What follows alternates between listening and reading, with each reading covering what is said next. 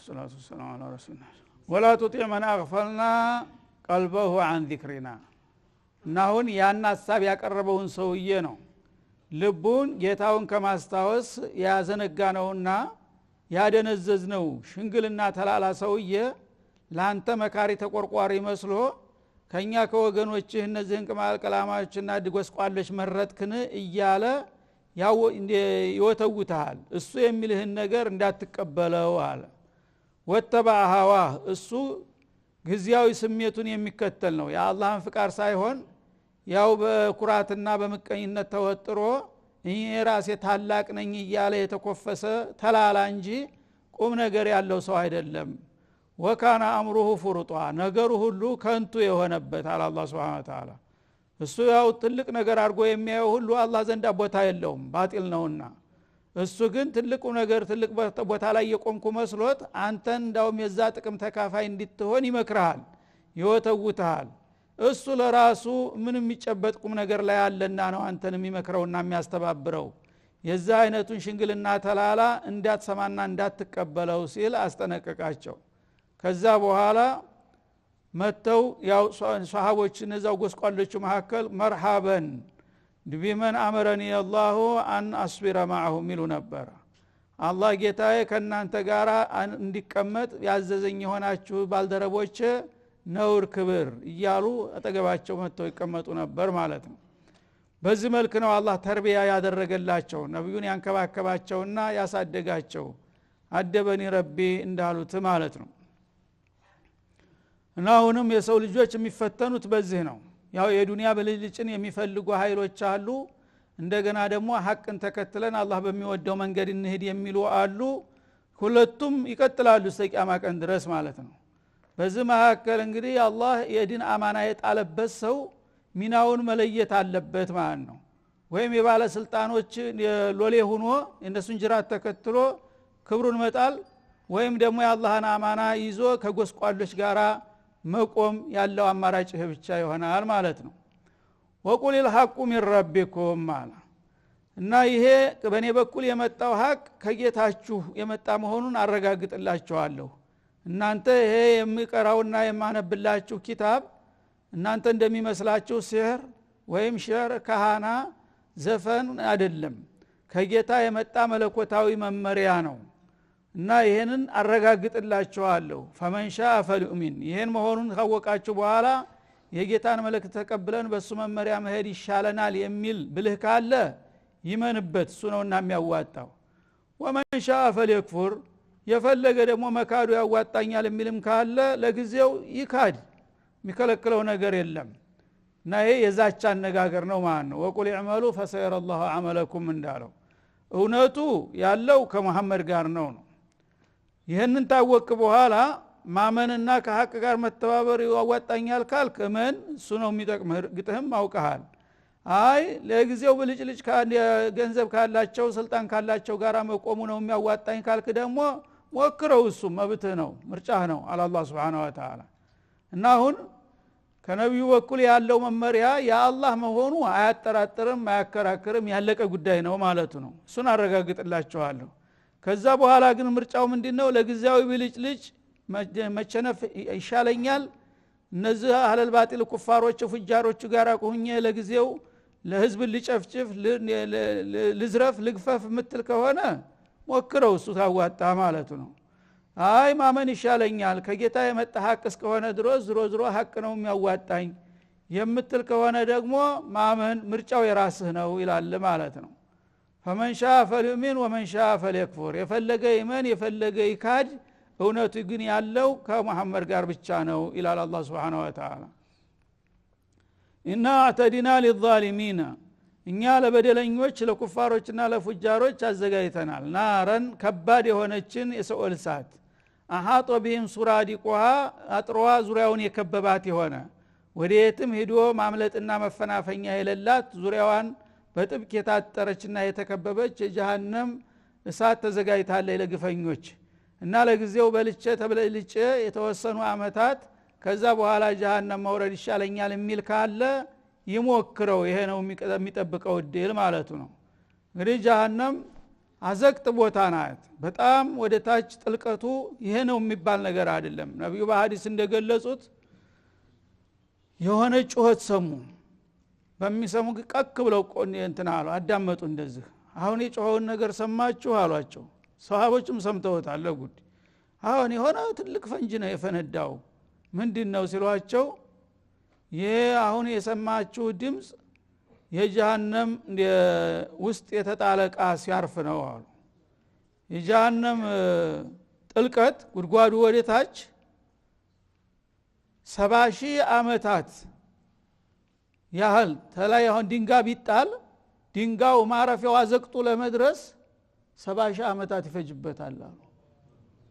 ኢላህ ያ እንግዲህ ከዚህ የተጣለው ድንጋይ የፈለገው ጥልቀት ቢኖር እንግዲህ ደቂቃዎች ነው የፈለገው በዱንያ ላይ አሁን ሩቅ የሚባል ቦታ ደቂቃ ምናልባት 1 ደቂቃ 2 ደቂቃ 3 ደቂቃ 10 ደቂቃ ያህል እንኳን በአየር ላይ ሊቆይ አይችልም ወደታች ግን 70,000 አመት እየወረደ ቆይቶ የሆነ ድንጋይ እዛ ሲያርፍ ነው ይሄ ጮህት አሁን የተሰማው ነው ይሄ አይነት ጥልቀት ያለው ቦታ ነው ከዛ በኋላ ዙሪያው እንግዲህ የተከበበ ነው ምንም መፈናፈኛ ማምለጫ መሮጫ የሌለው ነገር ነው ማለት ነው እዚህ በዱንያ ላይ እንደ ሰሞን ፈንጥጀና ጨፍሬ የፈለኩትን አተራምሼ ዘርፌ ገፍፌ ነገ ጀሃነም መውረድ ይሻለኛል የሚል ጅል ካለ ይሞክረው ይሄ ነው የሚጠብቀው አላህ Subhanahu Wa Ta'ala እረ እንደዛ አይነት ቅጣት ውስጥ እንኳን ለዘመናትና ለአመታት ቀርቶ ደቂቃስ እንዴት አርጌ ይችላል የሚል ከሆነ ካወቅ ይህን ጊዜ ከሐቅ ጋራ መቆም አለብህ ይላል ማለት ነው እና የፈለገ ኢማን የፈለገ ይካድ ስል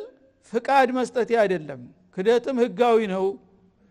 በየል መፍቀድ እንዳይመስላችሁ ክደትን የመረጡ ኢና አተዲና ለዛሊሚን አለ ይሄን ውጤቱንም አውቀው ነው መመረጥ ያለባቸው ክደት የመረጠ ሰው መጨረሻ ጣፈንታው ፍጻሜው ምን ይሆናል ከተባለ ናረ ጀሃነም ነው እና የፈለገው ጀሃነም ምገባ ይሻለኛል የሚል ካለ ጥሩ ነው ይግባበት ማለት ነው ያ ጀሃነም እሳት ደግሞ እዚህ ዱንያ ላይ በጣም አሰቃቂ የሆነ ቦታ ቢኖር ለምሳሌ በአጋጣሚ ዛ ተወንጅለህ ብትገባ የመውጣት እድል አለህ ምክንያቱም ቦታው ውስን ነው ምናልባት ዘበኞቹ በዘነጉበት ጊዜ እነሱን አታለ መውጣት ትችላለህ ወይም አንድ ግርግር በተፈጠረበት ጊዜ አምጾ መውጣት ሰባብሮ መውጣት ይቻላል ጊዜው ቦታው አምች ነውና ማለት ነው ዱንያ እዛ ጀሃነም ግን እንዲህ አይነት ነገር የለም ዘበኛ እንኳን ባይቆጣጠረ ቦታው አይፈቅድልህም ጭራሹን የመውጣት ሁኔታ ማምለጥ የሚባል ነገር አይታሰብም ማለት ነው እና አሐጦ ቢሂም ሱራዲቁሃ ጠንካራ የሆነው የግንብጥር ዙሪያውን ከቧታል በዛ ጥልቀት በዛ እርቀቱና እንደገና ደግሞ ግንቡ በምንም አይነት ልትወጣው ወይም ልትቀደው የሚታሰብ ነገር አይደለም ማለት ነው እንደዛ አይነት ቅጣት ነው የሚጠብቃቸውና ብሻው ግደለም ያን እንፈልገዋል የሚል ጅል ካለ ይሞክር ይላል ወይ يستغيث እንግዲህ እንደዛ አይነት በጣም ቁጥጥሩ የጠበቀበት የሆነ ቦታ ውስጥ የተጣለ ሰው በጉልበት ወጣለሁና አመልጣለሁ ማለት አይታሰብም የለው አማራጭ ምናልባት ማስተዛዘን ነው መለማመጥ ያ ባለስልጣኑን ተዛ እንዲያወጣ መለማመጥና እርዳታ መለመን ብቻ ነው ያለው እድል ማለት ነው ያም ደግሞ አይሳካም እንኳን ለመውጣት ቀርቶ እዛ ሲኦል ውስጥ ገብተው በሚቃጠሉ ጊዜ ጥማት ይለቅባቸዋል ከጀሃነም እሳት መሃል ሆነው ውሃጥም ይሰማቸዋል ደግሞ ያላህ አጅብ ሰው እየተቃጠለ ያለ ሰው ውሃጥም እንዴት ይሰማዋል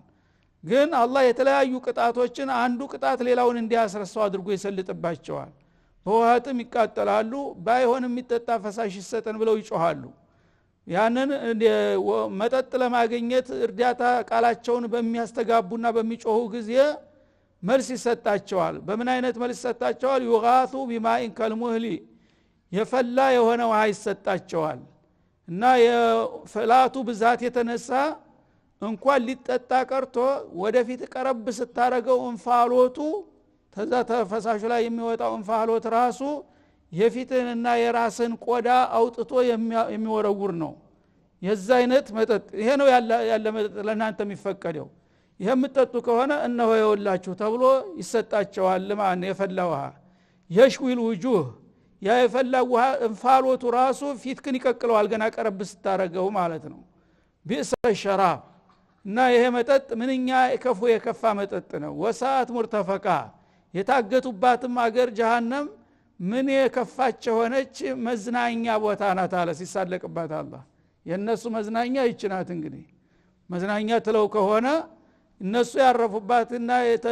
የመረጧት ቦታ ምን አይነት አስቀያሚ ቦታ ናት የሚሰጣቸውም ደግሞ መጠጥ ምን አይነት አስቀያሚ መጠጥ ነው ይሄ መሆኑን አውቀው ያው ይሻለናል የሚሉ ካሉ ይቀጥሉበት አልበለዛ ሌላ አማራጭ እንደሌለ ነው ይላል አላህ Subhanahu Wa Ta'ala እና እንግዲህ በዱንያ ላይ ያሉ በአሁኑ ጊዜ ሱልጣኖች ብልሆች ፈላስፋዎች የሚባሉት ሁሉ ምርጫቸው ይሆናል ማለት ነው በዱንያ የፈለገውን አንድ ሰሞን እናተራምስ ጎስቋሎችን እንዝረፍ እንግፈፍ እንርገጥ ነገ የመጣው ይምጣ ሆኖ አላቋማቸው ማለት ነው ይሄ ከሆነ ደግሞ ይቀጥሉበት ምንም ችግር የለም ሙእሚኖች ግን አላህ ትክክለኛ ኢማን ከሰጣቸው የፈለገውን ያህል ጉስቁልና ቢያጋጥማቸው የፈለገውን ያህል ቢናቁ ቢረገጡ ቢጨፈለቁ ነገ ደግሞ ጀነተ ነዒም ነው የሚጠብቃቸው ማለት ነው ይሄ ምርጫ አቂል የሆነ ሰው አምሮ ያለው ሰው ቆም ብሎ ያስብ እናንተ 20 ዓመት 30 ዓመት አተራምሰህ እንደፈለክ ጨፍረህ ነገ የዘላለም ውርደትና ቅሌት እንዲህ አይነት ሰው የሚጠብቅ ከሆነ ምን አይነት አቅል ነው ያለህ ይሄን ነገር እንዴት ትመርጠዋለህ ይላል አላህ Subhanahu Wa Ta'ala እነ الذين آمنوا وعملوا الصالحات እነዛ እንግዲህ የጥጋበኞችና የግፈኞቹ ጣፈንታ መጨረሻው ይሄን የመሰለ ቦታ መሆኑን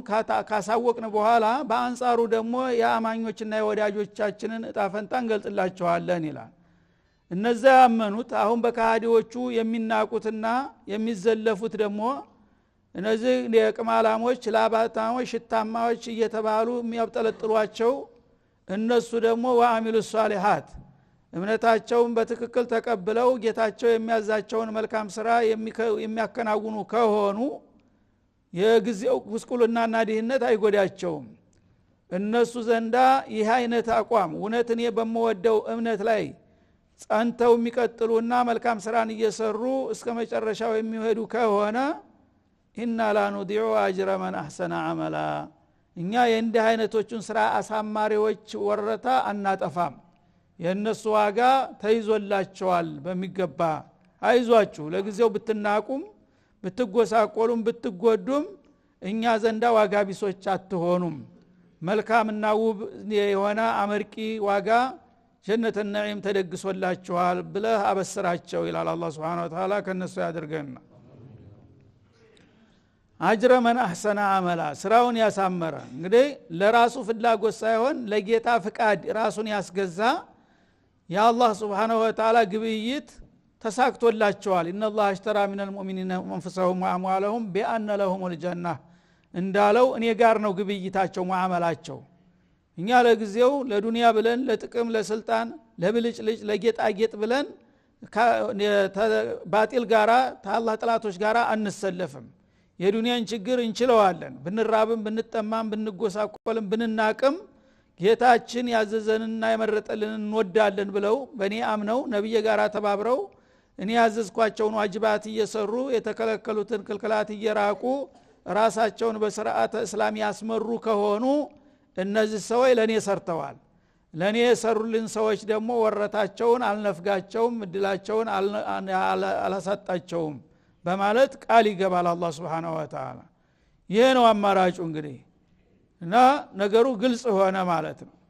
በዛኛውም በኩል ያለው ሁኔታ እስከ ውጤቱ ተገለጠ በዚህኛውም ባርት ያለው እንደዛው ተገለጠ ከዚህ በኋላ ምርጫው ለራስህ ነው የራስን እድል በራስ መወሰን ይሏል ይሄ ነው ማለት ነው ኡላኢከ ለሁም ጀናቱ አድን እና አጅረ መን አህሰነ አመላ ስራውን ያሳመረውን ሰው ዋጋ ወረታውን አላሳጣውም ሲል ምን አይነት ዋጋ ነው ስንት ሺህ ብር ልሰጣቸው ነው ትል ይሆናል ማለት ነው እንደዚህ የሚለካ የሚደካ አይደለም ኡላኢከ المؤمنون العاملون الصالحات እነዚህ በእኔና በመለክተኞች አምነው መልካም የሚሰሩ የሆኑ ሰዎች ዋጋቸውም አለ ለሁም ጀናቱ አድን ዘላለም የሚኖሩባት ደስታና ፍስሐ የተሞላባት ጀነት ትባላለች እና እንደነዚህኞቹ እንደተላሎቹ የ20 የ30 የ40 አመት ግርግር ሳይሆን ሁሉ ጊዜ አበደል አቢዲን ያለ ሞት ያለ መታመም ያለ መሻር ያለ መባረር ያለ መወንጀል ሁሉ ጊዜ የሚኖርባት የሆነች የጀነት ጸጋናት ዋጋቸው ይላል ተጅሪ ሚን ተህቲሂሙል አንሃር ከህንጻዎቻቸውና ታተክልት ዘፎቻቸው ስር የተለያዩ ጅረቶች እየፈለቁ የሚሰራጩባት ለምለም ፍስሐ የሆነች ሀገር ናት ይላል። يحلون فيها من أساور እና ዛሬ ድሩቷን ቀው እየተናቁ እየተሰደቡ ያሉ ሰዎች የዛ ጊዜ ልብሳቸው ይቀየራል አለ እና ጌጣቸውም ይፈካል። መጀመሪያ የማዕረግ ጌጥ እንትን ይሰጣቸዋል አሳዊር የሚባል ነገር ይሄ ባለስልጣናት መለዮ ማለት ነው ሊሻን እንደሚባለው ማለት ነው። ይሄ የመጀመሪያ ገና ጀነት ሲገቡ በሩ ላይ ማዕረጋቸውን የሚገልጥ አምባር የመሰለ ነገር በጦንቻቸው ላይ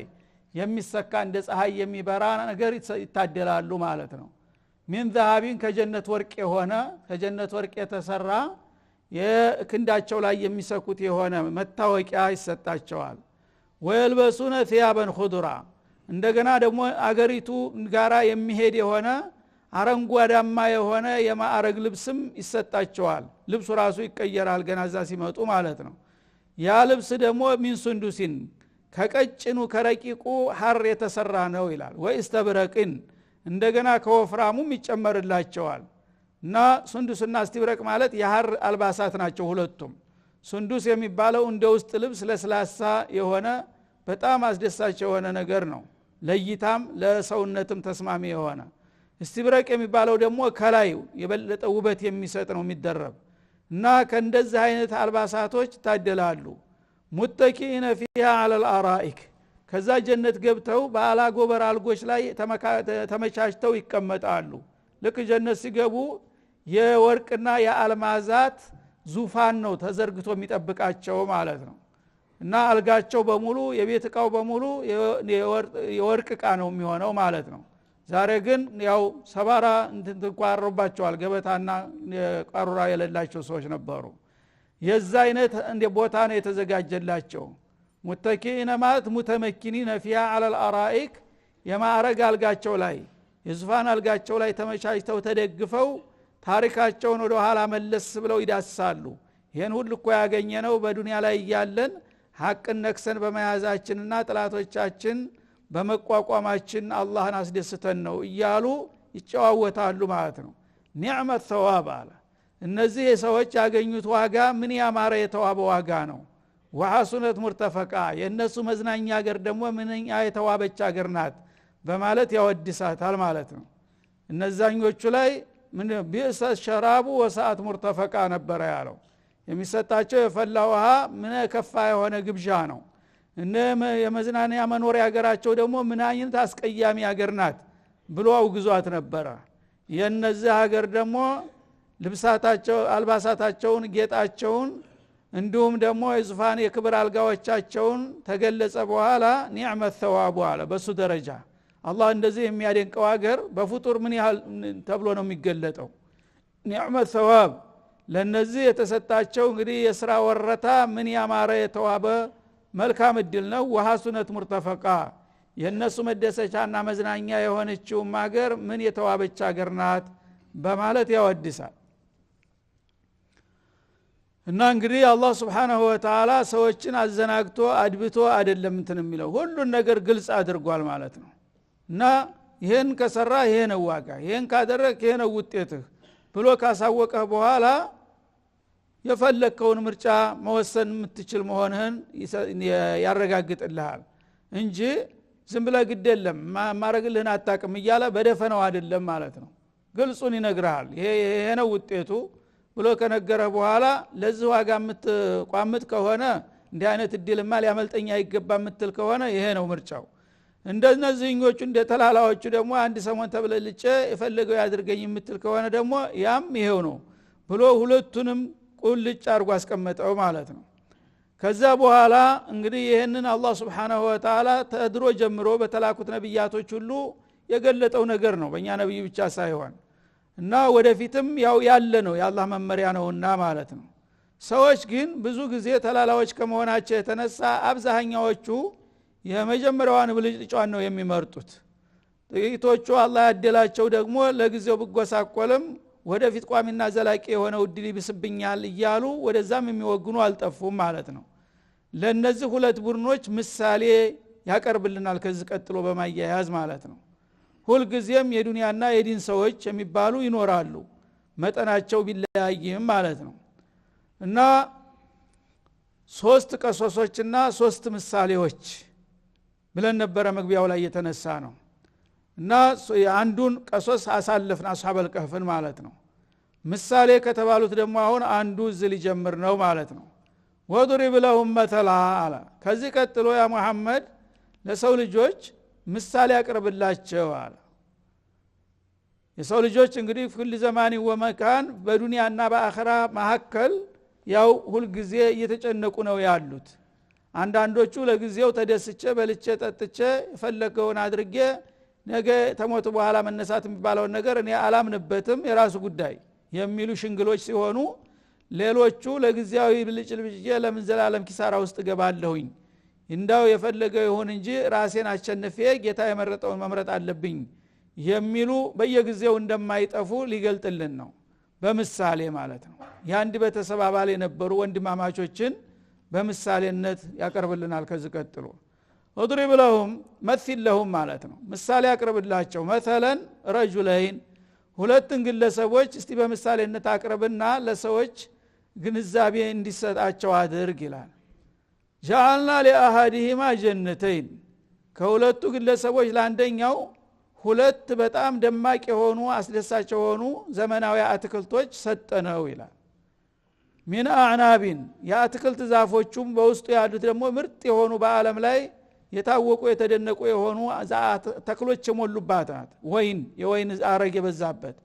ወሐፈፍናሁማ ቢነኽሊን ዙሪያውን ደግሞ በተምር ተክል የተከበበ ነው በአጥሩ ዳርዳር ልክ በመደዳው የተምር ዛፎች ናቸው ያሉት ወደ ውስጥ ገባ ስትል ደግሞ ሰማይ የመሰለ የወይን ሐረግ ነው ያለው ማለት ነው እይታው ራሱ በጣም የሚያማልል ነው ወጃልና በይነሁማ ዘርዓ በመካከላቸው ደግሞ የተለያዩ የአዝሪት ማሳዎች የተንጣለሉ ማሳዎች አሉበት ይላል እንግዲህ አንዱ ሰውዬ ይህን የመሰለ በጣም አስደሳች ሆነ አገር አላህ ልማት ሰጠው ማለት ነው ኪልተል ጀነተይን እነዚህ ሁለት አትክልቶች የሚላቸው በመሐከል ትልቅ ጅረት ውሃ አለ ተጅረት ግራና ቀኝ ነው አትክልቱ የልማቱ የተዘረጋው ማለት ነው በዚህ በኩል ያለው ልክ ዳርቻው አይታየም የተንጣለለ አትክልትና አዝርት የተሞላበት ነው በዚህ በኩልም ያለው እንደዛው ነው ማለት ነው እና ለማየት ራሱ የሚያማልል ሌላ ነገር ነው ዳርቻው የማይታይ የዓለም ምርጥ የተባለ የአትክልትና የፍራፍሬ አይነት ሁሉ የተሞላበት አዝሪቱ ሁሉ ጊዜ የተከመረ ታይቶ የማይታወቅ ልማት ተሰጠው ለአንደኛው ማለት ነው እና እንደሚባለው ሁለት ወንድማማቾች ናቸው አባታቸው ባለጸጋ ነበር አባታቸው ሞተና የአባታቸው ንብረት ወረሱ እንከፋፈላሉና ለሁለት ገምሰው ተከፋፈሉ በኋላ አንዱ ሙእሚን ነው ሷሊህ ነው ሌላው ፋጅር ነው መናጢ ነው ስለዚህ ይሄ ሙእሚኑ ይሄ ገንዘብ ለአባቴም አልሆነም እኔ ለአኺራ ዘላለም የሆነ አገር መግዛት አለብኝ አለ ለምን አባቴም ይሄን ሲቆጥብ ሲያከማይ ሳይጠቀም ነው ትቶት የሄደው እኔም ነገ ትቼ ሄዳለሁኝ ተትቶ የሚከድ አገር ላይ ምን ያደርግልኛል የጊዜያዊ ብልጭልጭ አለና ምን አደረገ ያንን በውርስ የደረሰውን ገንዘብ የአባቱን ግማሽ ገንዘብ መጀመሪያ በሚረከብበት ጊዜ ብላን አወጣ በምን ላይ መሻሪያ አልኸይር ነደፈ ማለት ነው ይሄ ገንዘብ በምን መዋል እንዳለበት ያኛውም ደግሞ በእምነቱ ባመለካከቱ የራሱ ደግሞ ብላን አወጣ ማለት ነው ያኛው እንግዲህ የዱንያ ሰው ነው ለጊዜው ጥሩ ቦታ ፈልጌ ለልማት የተመቻቸ ቦታ ፈልጌ መግዛት አለብኝ አለ ያን ቦታ ከገዛው በኋላ የዚህ አይነት አትክልት ማልማት አለብኝ ብሎ ተኽጢጥ አደረገ በባለሙያዎች አስጠንቶ ማለት ነው እና ያም በሚያደርግበት ጊዜ ሁሉም ባመኑበት በየመስካቸው ብላናቸውን ዘርግተው ስራቸውን ጀመሩ ማለት ነው ያኛው እንግዲህ ጊዜያዊ ስለሆነ በአንድ ጊዜ ተተኮሰ ማለት ነው ያ የተባለው ምርጥ ቦታ ተገኘ ብላኑ ተዘጋጀ ቅድመ ሁኔታው ተመቻቸ ልማቱ ተጀመረ ሁሉም ነገር ከሚታሰበው በላይ ሆኖ አበቦ ሌላ ሆኖ እንትን አለ ማለት ነው ይሄኛው ደግሞ ያኛው መሬት ሲገዛ አይ ዝቆ ያፈር መሬት መግዛት አያዋጣኝም ማለት እኔ የጀነት መሬት ነው የምገዛው አለ አላሁ አክበር እና ልክ ለሱ ምን ያህል ገዛ ሲለው ያንን የልማት ቦታ ይሄን ያህል ሲለው በዛው መጠን መሽሩዕ አደረገና ይሄ ደግሞ ለመስጂድ ይሄ ለመድረሳ ይሄ ለመሳኪኖች ይሄ ለየቲሞች ብሎ መሻሪዕ ነደፈና ገዛ እሱም በበኩሉ ማለት ነው ወቅፍ አደረገው ከዛ ዘመናዊ ቤቶች ቤተመንግስት የመሰሉ እንቁላል የመሰሉ ቤቶች ሰራ በዛ አትክልቱ ዙሪያ ደግሞ የራሱ ሰፈር የራሱ ከተማ ሰራ ያኛው ማለት ነው ይሄኛውም እንደዛው ይሄ ነገትቸው መሄደው ለምን እዚህ ሰራለው የጭቃ ቤት አለና ያንኑም ያህል አውጥቶ ደግሞ ለመሻሪዕ አልኸይር አሁንም ጨመረበት ማለት ነው መርጥ የተባለ አንቱ የተባለች መልካም ልጅ አጭቶ በሺ የሚቆጠር ገንዘብ ማህር ከፍሎ አጊጦ አብለጭልጮ አገባ እኔ ሆራል ነው ማገባው አለ ይሄኛው ደግሞ ለሷ ነው ማህር ማዘጋጀው አለና ያ ያወጣውን አልባሳት ማህር የተባለውን ሁሉ በሙሉ ለመሳኪኖች አደለው ማለት ነው በዚህ መልኩ እንግዲህ ውድድሩ ቀጠለ ማለት ነው በዛ ሁኔታ ላይ ይሄኛው እንግዲህ ግዚያው ባይን የሚታይ ነገር ስለሆነ በጣም እንግዲህ ጥጋብ እየተሰማው እኔ ተኔ በላይ ማን አለ ይያለ እየተፎከሰ ያው በገንዘቡ ተላሎችን እየገዛ ሁሉንም በመያው እንግዲህ አወዳሾች አሉ አቀንቃኞች አዝማሪው ሙዚቀኛው ያመቋሸዋል ያኛው ምስኪን ማንዘሩ ላይ ገንዘቡ ያለቀ ሄደ መሻሪውን በሙሉ ቦታ ሲያዘ ከዛ በኋላ ተራሰው ነው ቁጭ ያለ ለራሱ ማለት ነው ከዛ ይተቸዋል ባገኘው ቁጥር አንተ ጅል በቃ ገንዘቡ እንዳርገ እንደው ለማንም ለጨርጨ ረጭ ተባዶጅህን ቀረህ አይደለም እያለ ይቆጣዋል ናቶ ለስቴን ልማቲ አብረን እኩል ነበር ዛሬ ነው የት እንደደረስኩኝ ብሎ ለጉራ ይዞት ገባ ጉብኝት ማለት ነው አከተከልቱ ይዞት ሄደና ሊያሳየው ነው ወካነ ለሁ ተመሩን እና ያ እንግዲህ ያዝሪትና ያትክልት አይነቱ ይሄ ነው ተብሎ የማይለካ የማይደካ በጣም የተተረፈረፈ አዝመራና እንትን ነበረው ይሄ ሰውዬ ማለት ነው ፈቃሊ ለሳሂቢ ለዚህ ለጓደኛው ለባልደረባው ያንን እንግዲህ የልማቱ ደረጃ የት እንደደረሰ ሊያሳየው ይዞ ሄደ ሊያስቆጨው ማለት ነው እኔ እዚህ ደረስኩኝ አንተስ ምን ሆንክ አኸራ ያልክ ማይታይ ነገር ዝም ብለህ እንደ ተረተ ባዶ እጅህን ቀረህ እንደፈረደብኝ አሁን እንግዲህ አንተ ልጦር ነው ኪልተል ጀነተይን እነዚህ ሁለት አትክልቶች በአለቱ ጎንና ጎን ያሉት ማለት ነው አተት ኡኩላሃ ሁሉም የሚጠበቅባቸውን ሰብላቸውን ለገሱ እና እነዛ አትክልቶች እንግዲህ የመጀመሪያው ቅድመ ሁኔታ ተተሳከና ለምርት ተተጀመረ ጀምሮ በየጊዜው ከታሰበው ከተከሰበው በላይ በጣም አመርቂ የሆነ ምርት መስጠት ጀመረ ማለት ነው ወለም ተድሪ منه شيئا ከዛ ከሚጠበቅባት ሰብል ምንም አላጎደሉም ሁለታቸውም እንደታሰበው እንደታቀደው ምርቱ ተትረፈረፈ ማለት ነው ወፈጀርና ኺላለሁማ ነሃራ በማከላቸው ደግሞ አትክልቶችን የሚመግብ በጣም ጠንካራና በርካታ የሆነ የአለት ውሃ አፈነዳንለት ይላል አላህ Subhanahu Wa Ta'ala ለፈተና ነው እንግዲህ ውሃውም በቃ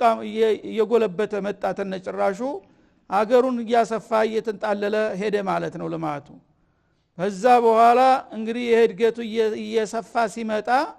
እሱ በአገሩ ላይ አንቱ የተባለ ታላቅ ሰው ሆነ ማለት ነው ለጊዜው ይሄኛው ደግሞ ተራ ጎስቋላ የገሌ ወንድም ነው እኮ እየተባለ ጉድ እንዴት እሱ ሀብታም ይሄ ሆነ እየተባለ መሳለቂያ ሆነ ማለት ነው وكان له ثمر هذا وصلى الله وسلم على النبي وعلى اله